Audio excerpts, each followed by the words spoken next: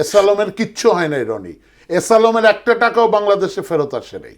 S আলমের রক্ষক কিন্তু আমারই চাটগাঁয়ে এক ভাই, আচ্ছা ফর্সা করে সুন্দর মতো। এই দায় কার? এই দায় কার? রাষ্ট্রের, আমাদের, আপনার, ওনার।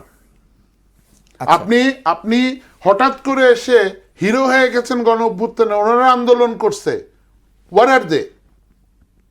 War is he? সাজেদ ভাই কোথায়? উনি অল্প বিস্তর যাই করে, আমার ছেলে গেছে, ওয়ার ইজ দি ক্রেডিট? আপনি এসে ক্রেডিট চিন্তাই করতেছেন, এগুলো ফাইজলামি আরম্ভ করছেন। উনি এসে তত্ত্ব দিচ্ছে, হোয়াট ইজ দিস? এখন প্রশাসন, আমি কিছু মনে করবেন না, একটা কথা বলি, হয়তো বিএনপি আমার উপর রাগ করবে।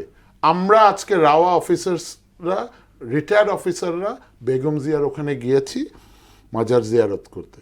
তো আমাকে এক অফিসার বলেছে, ইভেন্ট করেছে, স্যার আপনি, আমি বললাম আমি তো বিএনপি করি না, but I will go because I respect Begum Zia. I respect her because of her character.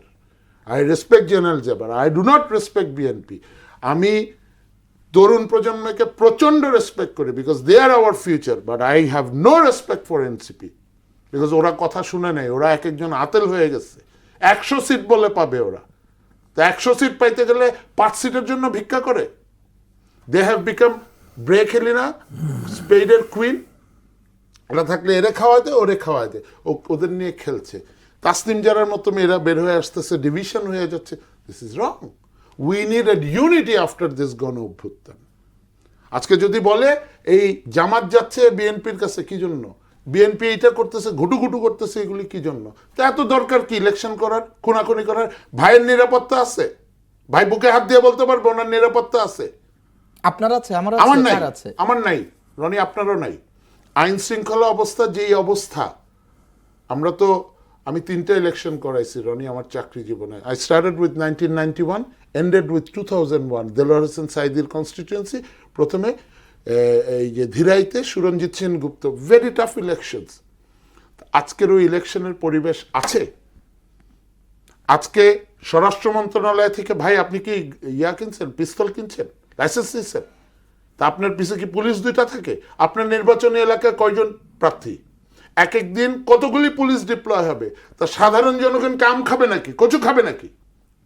এই পুলিশ সংস্কার যদি না হয়, এই ইলেকশনে রনি, আমি বলে দিচ্ছি, আমি একটা ছোট মানুষ, আমি নিরপেক্ষ কোনো দল করি না, একটা মানুষ, যার কনস্টিটিউয়েন্সির ক্ষমতা বেশি, হি উইল উইন। এবং এই ইলেকশনে, লাস্ট 2টা পয়েন্ট, এই ইলেকশনে আমার মনে হয় অনেক স্বতন্ত্র প্রার্থী বেরিয়ে আসবে এবং এদের বেচাকেনা হবে।